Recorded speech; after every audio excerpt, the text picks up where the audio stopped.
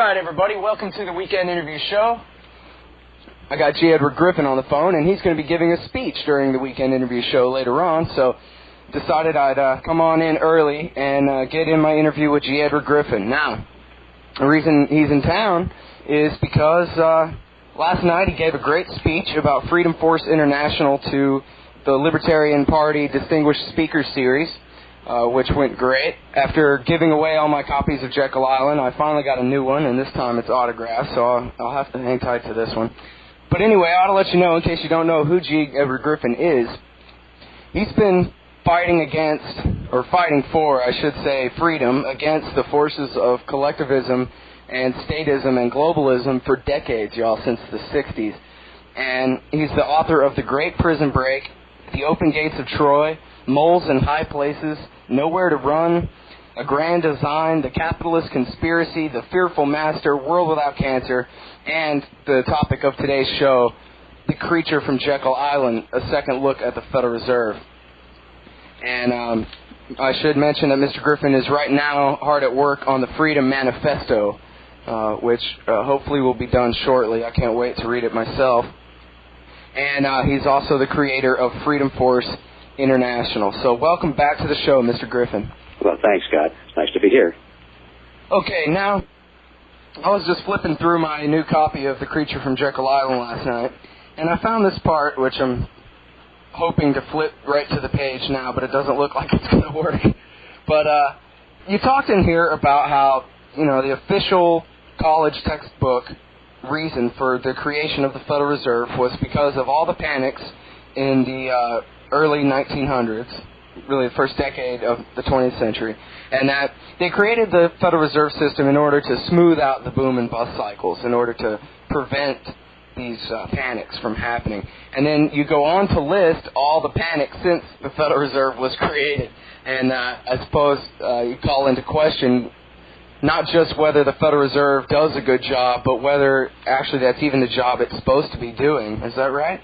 Well, yeah, I think it's a very important distinction to make, is that maybe the official version is not 100% accurate.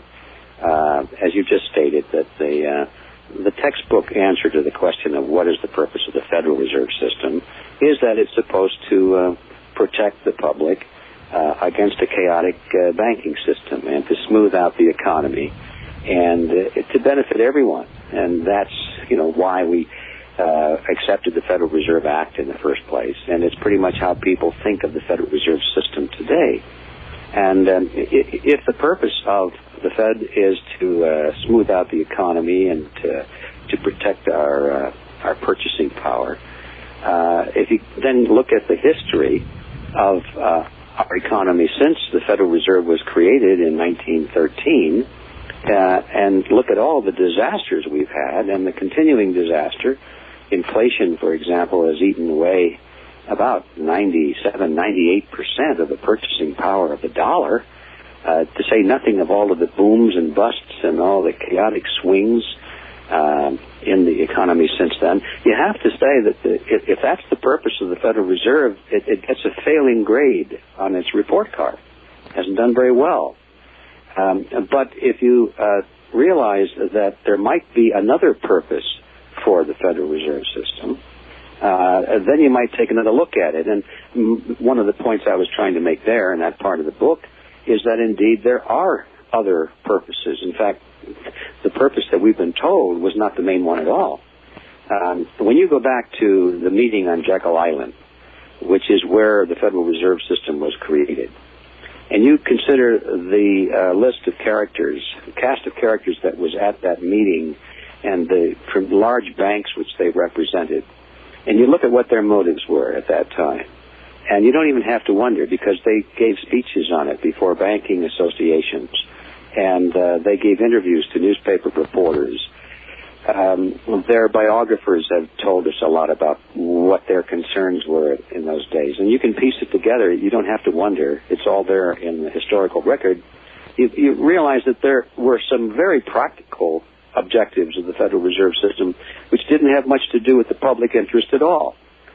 For example, one of the prime purposes of the Fed was to stop the the outflow of money from New York, from the large money center banks, as they call them in New York, to the outskirts of the country. You see, the country was then undergoing a lot of expansion. There were new banks springing up in the west and to the south. And while the great concentration of wealth was still in New York, in Wall Street, they could see that each year a little piece of it would slip away. And they decided that they better nip that process in the bud before it goes too far. And one of the best ways to do that is to impose regulations on the whole banking industry with the levers of control of those regulations in the hands of the large banks in New York, so they could literally regulate their competition. So that was one of the purposes of the Federal Reserve System, was to bring the whole banking industry under the control of the large dominant banks. And, okay, take a look at that. They talked about that, how important that was. And then look at the record since then. You have to give the Federal Reserve an A on its report card for that purpose. Another one of the objectives which they talked about, and this is perhaps the most important one as far as we're concerned, is that they wanted to put a stop to the private financing of debt, or what they call private capital expansion, or private capital formation is the technical term for it.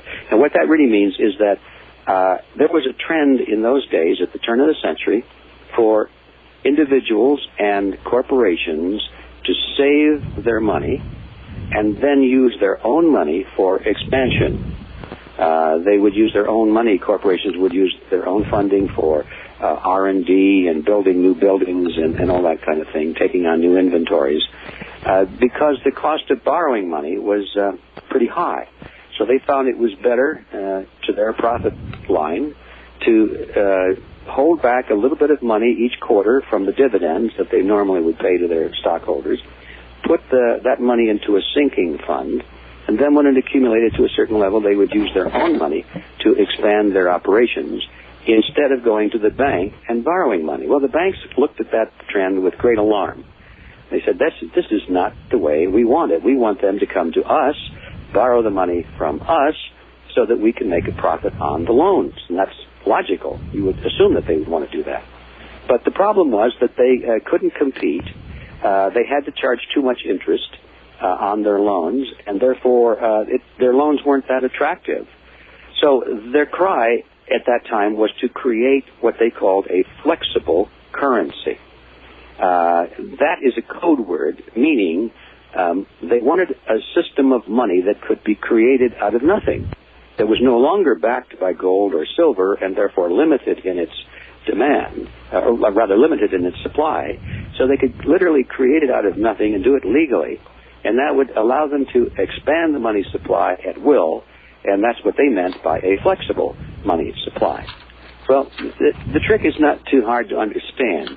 You know, if you might say, well, why didn't they just lower their interest rates? And the answer is that because in those days the money supply was backed by gold and silver, which means that you could not expand the money supply without expanding the ounces of silver and gold in your warehouse. So you were limited. And if you had a limited supply of money, naturally you had to charge a higher rate of interest on it to, it's a question of supply and demand. Now, if you had a flexible money supply, that means you didn't have to have money based on gold or silver, and you could create large amounts of it. And, see, the trick is not too hard. If you can create money out of nothing, you don't have to charge an awful lot of interest on it to show a profit. It's that simple. Yeah, it's 1,000,000% profit there. It's infinite interest. So they finally convinced the Congress and the American people that a flexible money supply was a good idea in the interest of the economy, supposedly. Always, these things are always sold on the basis of being for the interest of the taxpayer and the voter and so forth. Anyway, so they got their flexible money supply, and now they could lower the interest rates because it was all profit anyway, most of it, and still come out pretty good. Well, now the interest rates went down to below what it would be in a honest free market economy where everything was based on gold or silver. And now corporations began to say, well, this is silly to go to all of the self-discipline to save our money when we can borrow it so cheaply. So that did put an end, just about, in most cases, an end to private capital formation. So as today, very few corporations work out of their own funds. They always go to the banks and borrow money for whatever they need. And so now we look at that element on the report card of the Federal Reserve System, and they get an A for it. Total success. And the third thing that they were really concerned about is that they knew that this system was subject to all kinds of problems, and that eventually there would be failures, and there would be losses. And they didn't want to pick up those losses themselves. They wanted to pass it on to the taxpayers, all in the name of being in the public interest. And so they devised a scheme where they went into partnership with the federal government so that everything that they did was regulated and controlled and approved by the federal government. And that means that the federal government now was responsible for the success of the system. If you tell the system, these are the rules and regulations, and of course those rules and regulations were written by the bankers themselves, that was part of the thing that they didn't tell anybody. So if you follow the rules and the regulations that the government has put into law, and then if the banks get into trouble, whose fault is it? Well, it's the government's, isn't it? And so they designed a system, they wanted to design a system, they said, whereby the losses could be passed on to the taxpayers in the name of protecting the public. And you take a look at the history since the formation of the Federal Reserve in 1913, and you see all of the banks that have been in trouble over the years because of failed loans on the part of giant corporations or failed loans on the part of third world countries. Who comes to the rescue? Uncle Sam comes to the rescue either by providing the money or guaranteeing the loans so that those interest payments can continue. And the losses were indeed passed on to the taxpayer. So when you look at the true objectives of the Federal Reserve System, it's not a failure at all. So you come back to the original question. The myth of the Federal Reserve being conceived in the interest of the American public is exactly that. It is a myth, but it's a convenient myth, and people like to believe it. And you say that it's really all about the bailout. If the big banks who are the member banks of the Federal Reserve System, if they get into too much financial difficulty, they go to the Fed to get the money. And also it seems that at the same time, if the federal government needs more money than it can get away with taxing us in any given year, then they walk down the street to the Fed and they get their bailout from the Federal Reserve as well. That's right. And the people on the inside of that system like to describe the Federal Reserve as the bank of last resort, or the loan of last resort.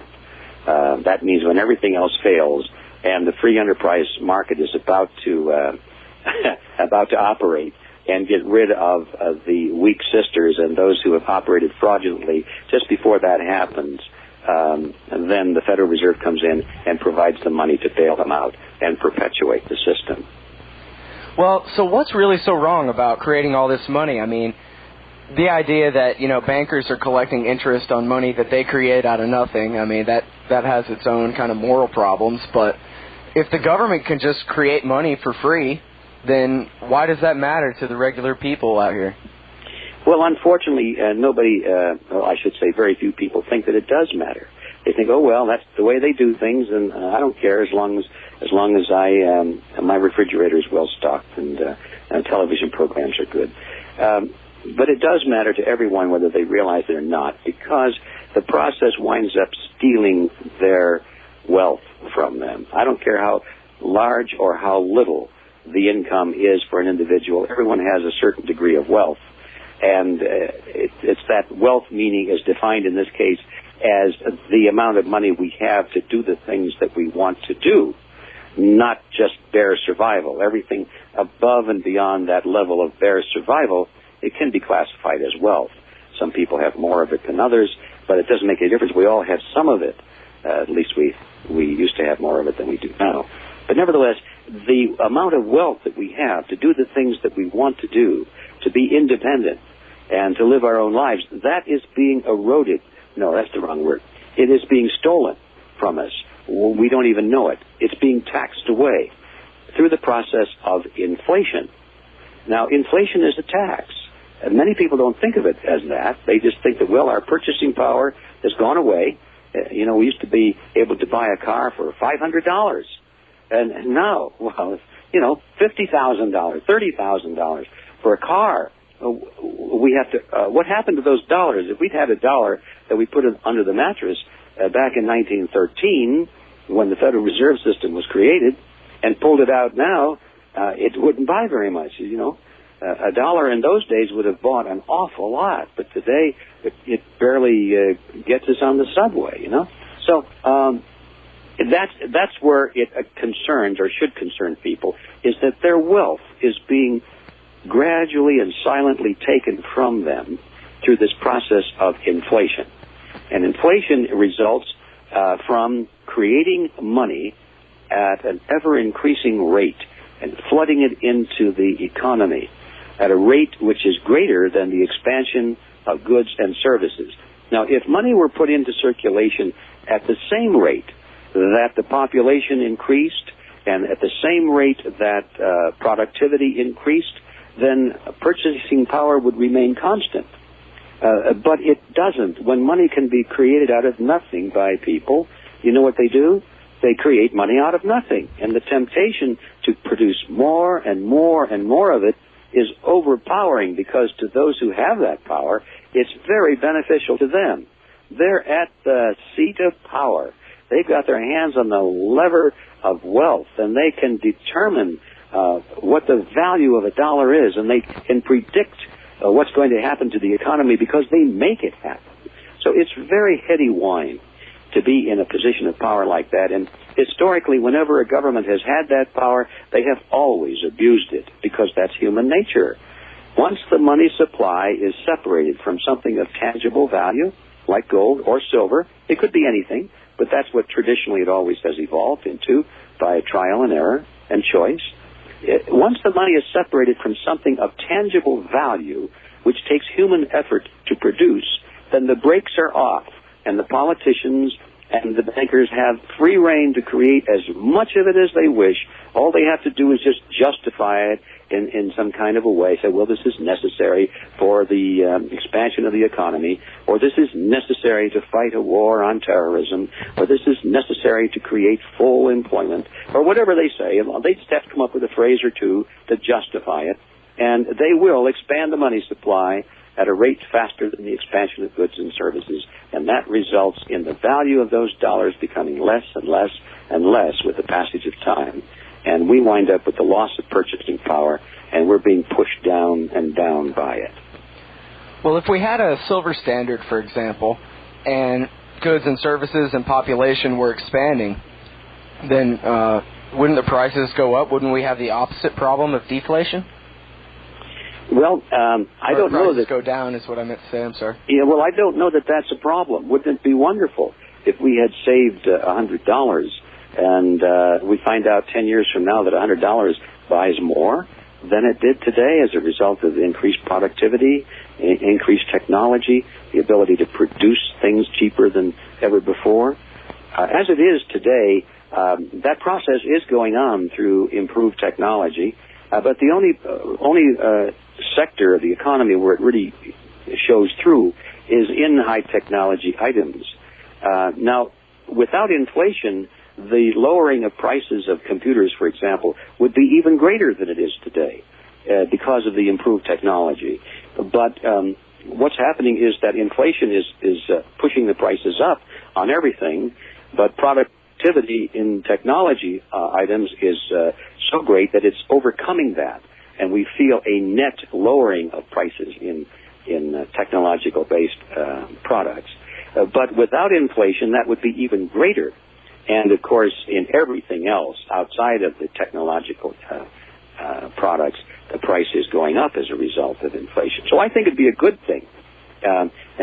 Interestingly enough, when a monetary system is based on something of tangible value, something that takes human effort to produce, it always maintains a balanced supply of that substance, just the right amount to expand in proportion to other goods and services that are being produced, because everything then has a common denominator, and that is human effort.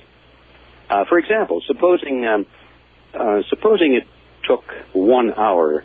This is absurd, but let's just use it because it's easy to remember. It took 1 hour to produce a pair of shoes, and it took 1 hour to mine 1 ounce of silver. All right. Obviously, this is not realistic, but the numbers are easy.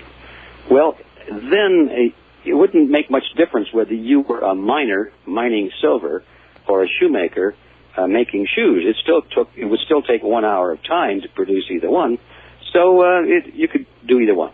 But supposing that the supply of silver suddenly became increased, they discovered a lot of silver somewhere, and you could produce an ounce of silver in just a half an hour now, because it was so close to the surface and there was so much of it.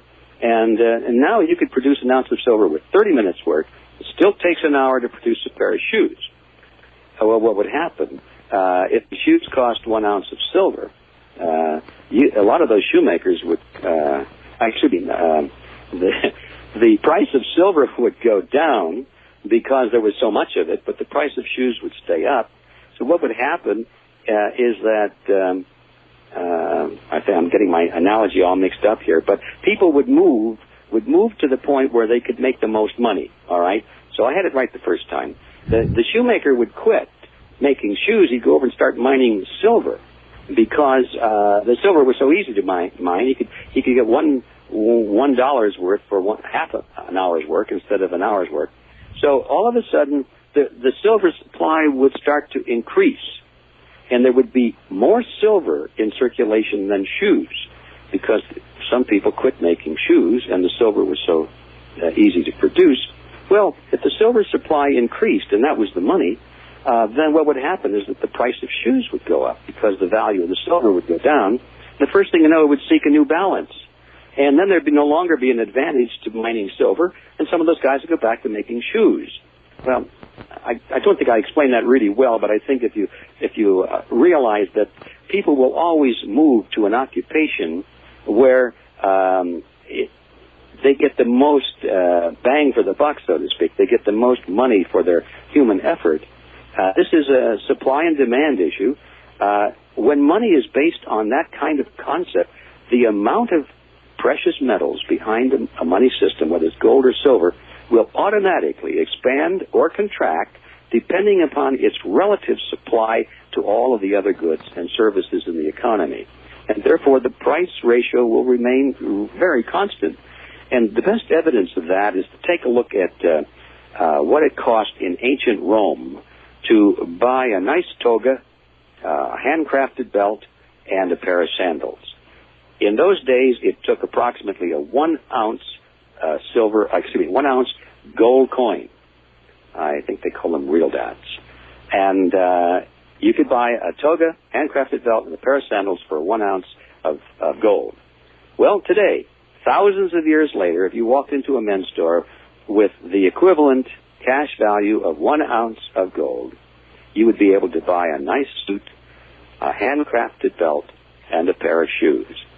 The real price for those products hasn't changed in thousands of years when based on something of tangible value such as gold. So that's what I'm talking about, is that when money is based on something that requires human effort to produce, the quantity of that money will always equally pace the quantity of goods and services elsewhere in the economy, and the value or the purchasing power of that monetary unit will remain amazingly constant over a long period of time. Until we invite government into the mix, in which case they take the whole supply and demand free market theory and take it all off a track. Oh, well, they say freedom is not good. They don't have any faith in freedom. Something as important as money must be regulated. It must be regulated for the public good so that we can get rid of these awful impersonal forces of supply and demand. Surely we in our infinite wisdom we'll be able to figure out a better method, and we can use it for the betterment of society, and we can just improve on it. And so that's the mentality of the typical bureaucrat, the typical politician, and certainly the typical banker, who does not want to have the money supply limited in any way. They want to have the ultimate decision power over that. All right, now if I could invite you to step into my time machine and go back to the foundation of the Republic. I want to read here from page 329 of your book from the chapter, The Creature Comes to America. You have two quotes here, one from Jefferson and one from Hamilton. Jefferson says, "A private central bank issuing the public currency is a greater menace to the liberties of the people than a standing army. We must not let our rulers load us with perpetual debt." Hamilton said, quote, "No society could succeed which did not unite the interest and credit of rich individuals with those of the state. A national debt, if it is not excessive, will be to us a national blessing." This is really the split dating all the way back to the very first generation of American, you know what I mean, after the Revolution and the creation of the Republic. This was the split that created the two-party system, right? Fighting over the bank. That was a large part of it, you bet. And, of course, the split still exists. The only difference is that the one group, the Hamiltonian group, has decisively won the battle. And they're in the saddle today and running the show. Well, if only I really did have a time machine, I could go back and have Aaron Burr shoot that bastard a couple decades before he did. It's really all Hamilton's fault. I mean, that statement, in fact, it's funny because I don't think anyone would dare say something like that openly today, that, well, we must intertwine the interests of the people who are already rich with the interests of the state.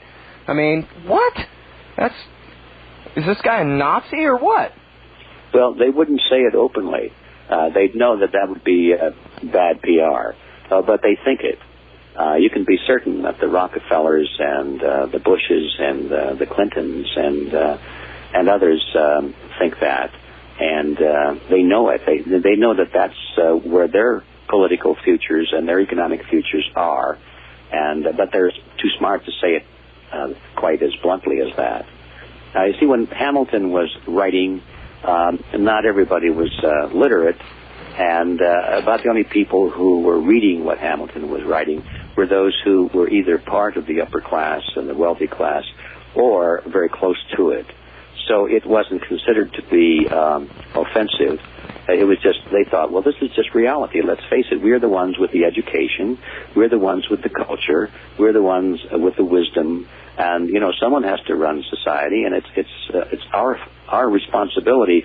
It's a burden, but we must assume our responsibility. Well, it's that noblesse oblige mentality that was imported from Europe, and it was probably a real reality in those days, and probably even is today to some extent. But we have been conditioned to think that an ideal system that the average bloke, regardless of his level of education, regardless of his ethics, regardless of his culture, he's entitled to just as much voice in the future of the nation as everyone else.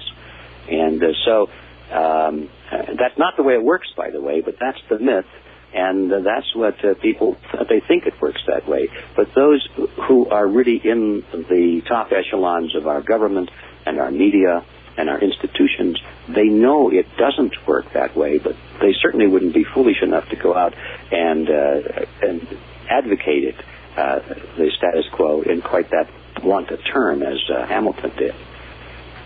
Oh, man, I have so many questions on the tip of my tongue, I'm not sure which one to ask you. I guess I want to, as long as we're still in the early 19th century here,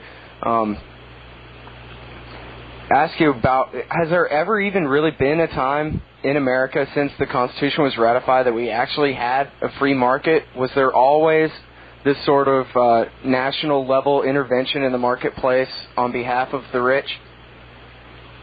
No, I think for the whole first century of our our national evolution, we had a very strong free market.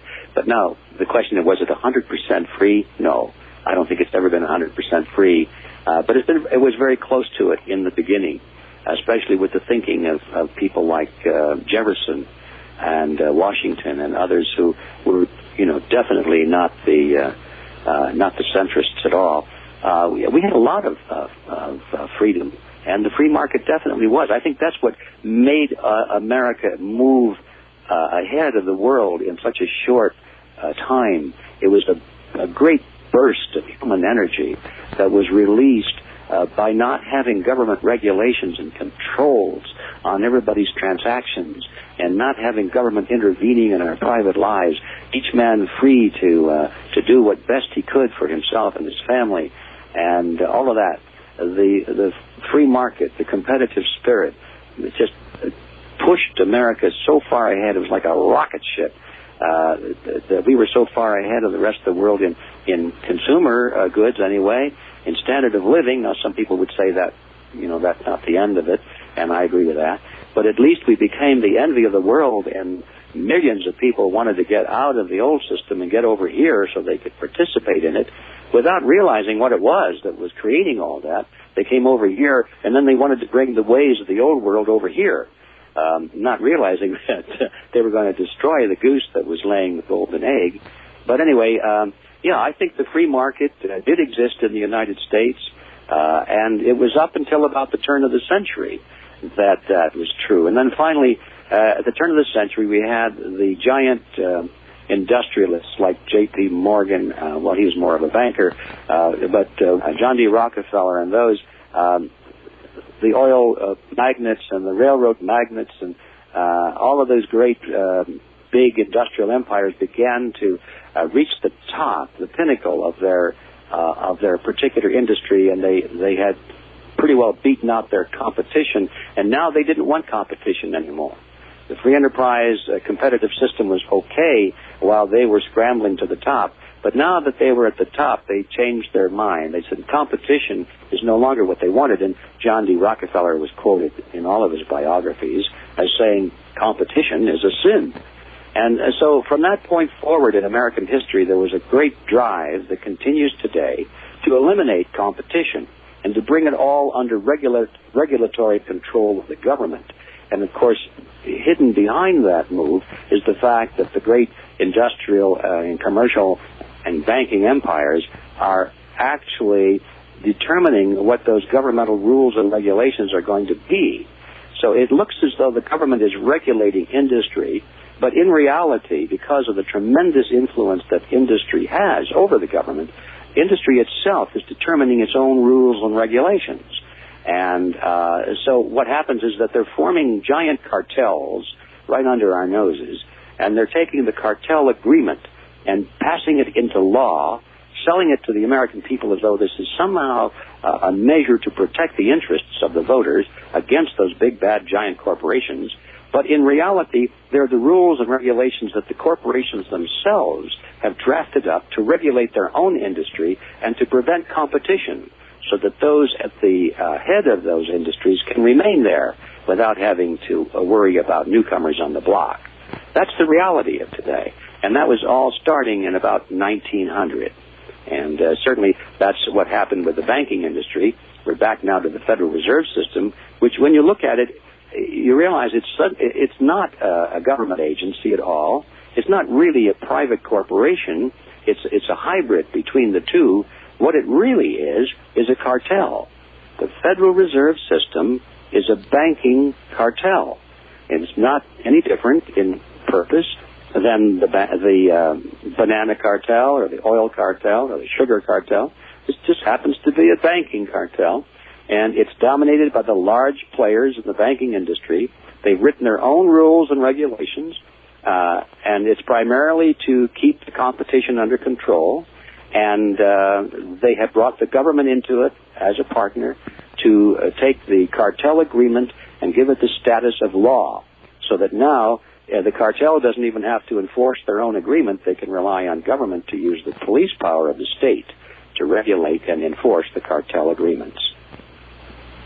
In your book, you quote, I think, Thomas W. Lamont from the Morgan Bank in a speech that he gave to, I forget which union, the IWW or something, where the banker is telling the union rank and file, hey, don't you guys understand that we see eye to eye on this? Controlled economy, hey, that's what we want.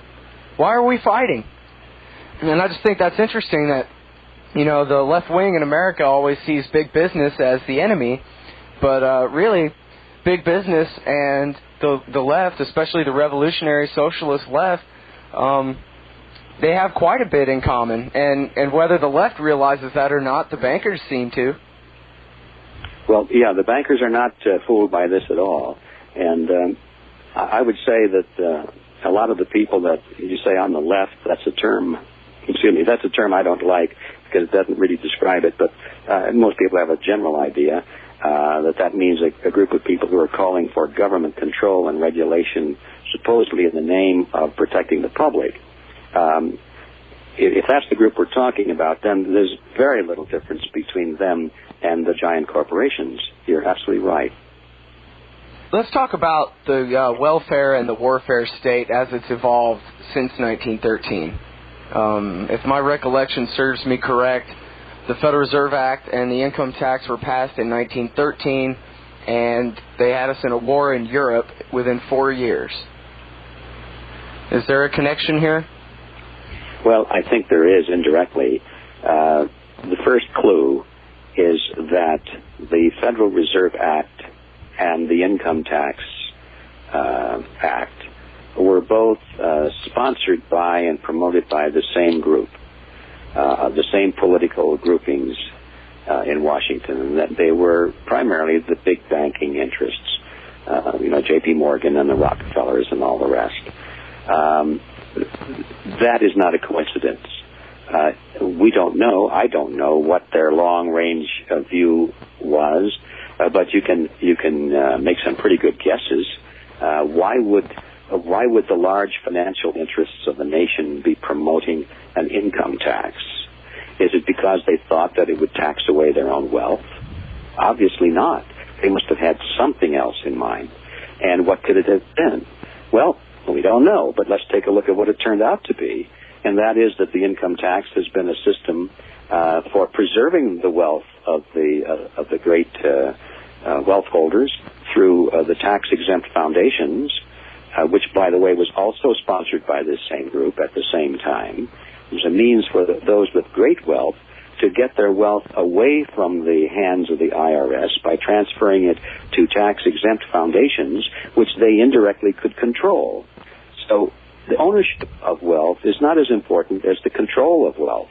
It's something that the average person needs to understand, that if you own a car and have to maintain it and pay the license fee on it and suffer the depreciation on it and worry about it being stolen from you, that's one thing. But if you don't own the car, you have somebody else own it, but you have unlimited right to drive it without any of those other responsibilities, which is the better position to be in? Obviously, you're better off not owning anything as long as you have unlimited access to it and you can control its use. So the very wealthy people learned that, and they saw that right at the beginning, that just having technical ownership of a lot of wealth was not as important as controlling the wealth and being able to benefit from it. And so they transferred much of their wealth to the tax-exempt foundations, which was placed into the hands of boards of directors of people who were beholden to those of the wealth. And they would be dependent to do exactly what the original donors wanted them to do with that wealth. And so they could continue to benefit from it. And they could pass that wealth on from one generation to the next without having to worry about inheritance taxes and so forth, by putting them into various tax avoidance trusts and so forth. So they had the thing figured out from the very beginning that the very wealthy who were sponsoring the income tax would not be burdened by it, but it would be another group. Well, who's that? Well, it wouldn't be the poor working class, because he didn't make a lot of money anyway. Those fellows down there, they were struggling to hang on. It was the middle class. And that's how it turned out, that the income tax has been the greatest burden to the middle class, and it's gradually shrinking the middle class and squeezing it out of existence. The few who can survive it get pushed up into the upper class, great wealth, but most of them are getting squeezed down into the other side, which is where they don't have enough hardly to get along on. I can't help but believe that the intelligent people who drafted the Federal Reserve and the Income Tax Act and the tax-exempt foundations all at the same time, I find it hard to believe that they didn't foresee this. But whether or not they did, I'm not positive. Well, and it was some of the same personalities surrounding them that got us into World War I, right? Oh yes. They got us into World War I, and that's an interesting story in itself. J.P. Morgan was the principal financier of the war bonds for England and France in their war against the Kaiser. And war bonds are always, very lucrative. They produce nice interest rates, and they're wonderful investments, provided the country issuing the bonds wins the war. If France and England had lost the war against Germany, those bonds would have been worthless. So at that particular point in history, it looked like they were going to lose the war. Without U.S. intervention, there was very little doubt that Germany had the upper hand, and England in particular was going to have to sue for peace. And the chances of getting those loans repaid to J.P. Morgan and Company were approaching zero.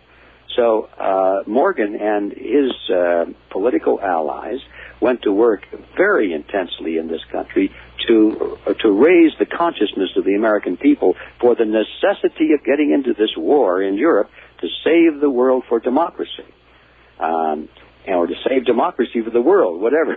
And it was offered to the American people as a great humanitarian crusade, and that's even the war to end all wars. The war to end all wars, yes. Make the world safe for democracy. They had all kinds of slogans, and but the American people weren't buying it. And it looked really dim for J.P. Morgan and Company and his investors. It really looked bad.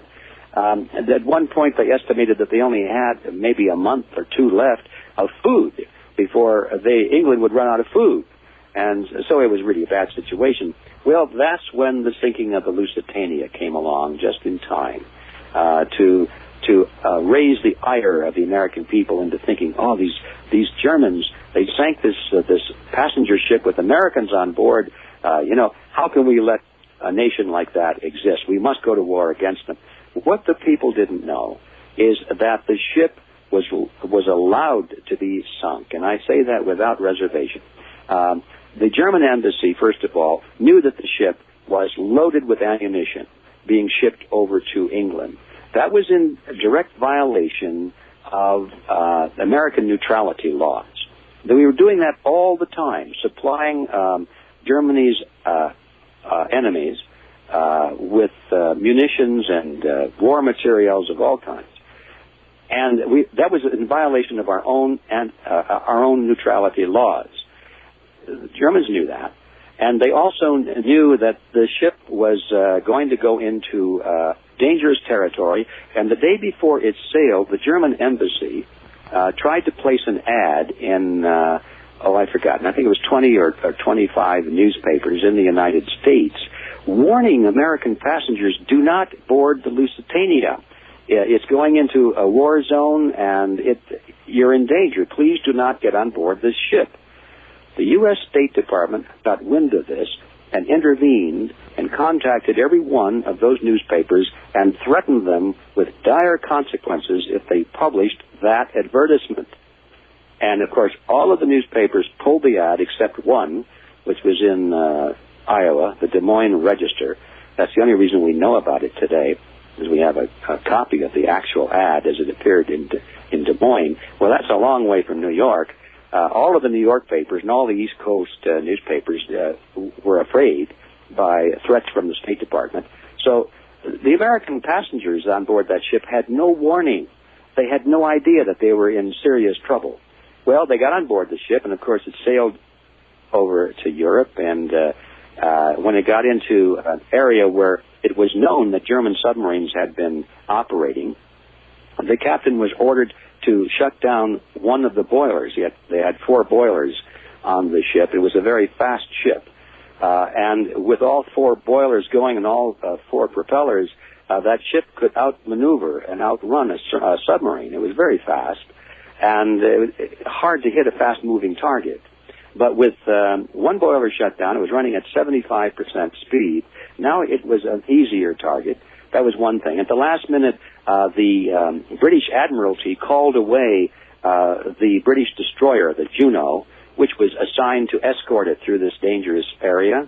They called the destroyer away, so that here is the ship going at 3/4 speed into an area where they had just sunk a couple of British ships the day before, so they knew there were submarines in the area.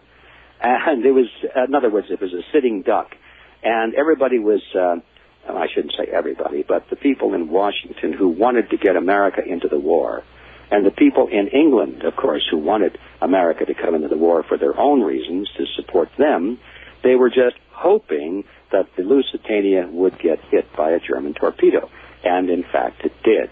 And then everybody pretended outrage and surprise. Oh, isn't this a terrible thing? And, you know, you can go on with these things. And this is not speculation. This is so well documented now by the people who participated in the event that it's not even controversial to mention it. And, of course, the parallels to the war on terrorism are frightening. I was going to say, this story really could be repeated all through the 20th century and perhaps into this one. Is that the correct assessment, you think? Pearl Harbor, the Gulf of Tonkin, inviting Iraq to invade Kuwait. We're not interested in your border dispute. Right. Yeah, we have to face the fact that the people who are running this show have other interests and other agendas that are not necessarily the interests and agendas of the American people. The leadership is concerned with building an international structure, a government, a new world order, as they like to call it, based on the model of collectivism. And they believe that the best way to condition the American people in particular to accept such a great paradigm shift in their mores, in their culture, in their political system, to agree to merge into a world government where they would have to lower their standards to reach a common denominator of the rest of the world, to give up all of those cherished liberties that we've gotten used to. They have to have a motive for doing that. And they believe that the best motive for convincing the American people to give up their freedoms is to get them involved in war. And they've written about this. They've talked about this. This is not my speculation. These are their appraisals. War, they say, is the best way to move America forward, in their view, forward toward a new world order based on the model of collectivism. So it's not surprising once you understand what their goal is. It's not our goal, not the average American's goal, but once we understand that it's their goal, people like Bush and Clinton and Kerry, they're all part of the same club. Most of our presidents for many decades now have been members of the Council on Foreign Relations. And this is their goal. It's to bring about the new world order based on the model of collectivism. Once we understand that, then all of a sudden, a lot of these things which seemingly were hard to explain make a lot of sense. They're doing this because they believe it's in the best interest of mankind. They actually see themselves as not scoundrels, but as great statesmen who are guiding the American people, having to use teaching events such as 9/11, teaching events such as attack on Pearl Harbor, teaching events such as the sinking of the Lusitania, to raise the consciousness and the awareness of the American people to realize that they must act and, take drastic steps and be willing to give up their old ideas of the way life should be. And this is all, in their view, they're doing a great service to us. So be it. Let them believe what they must, but I think it's our responsibility to be firm on what we believe and to call the shots and say, hey, you're not going to get away with that anymore. You're not our leaders.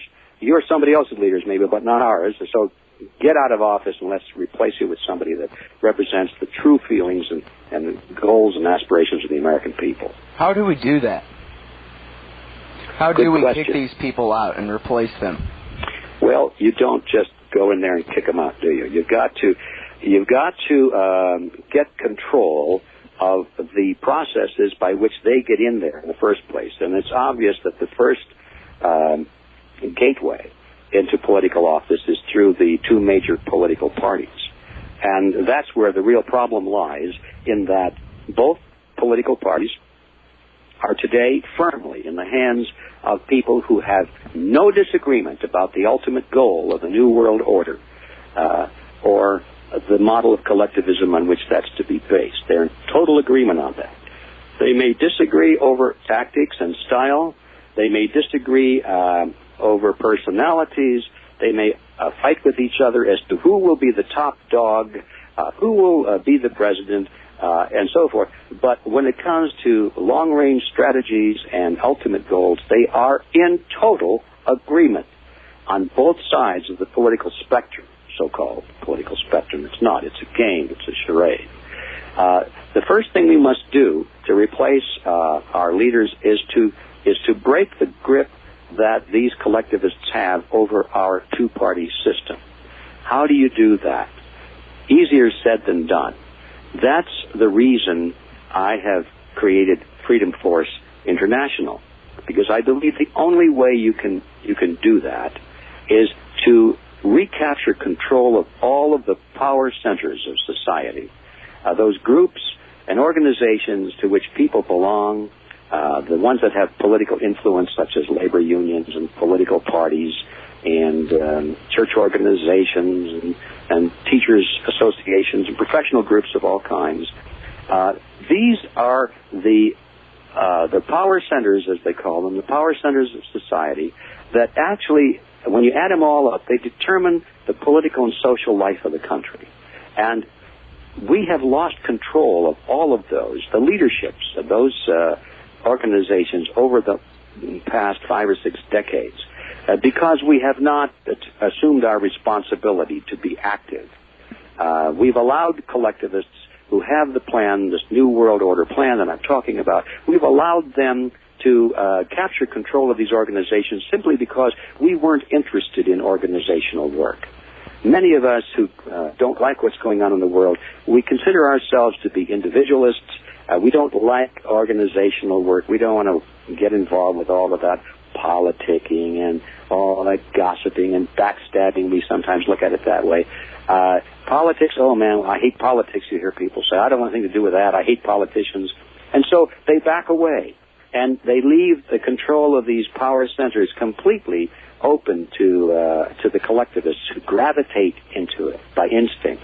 So what I'm suggesting is that, and what the purpose of Freedom Force is to show people how to move into these organizations and become influential in them, and eventually, hopefully, to be dominant in the control of these organizations.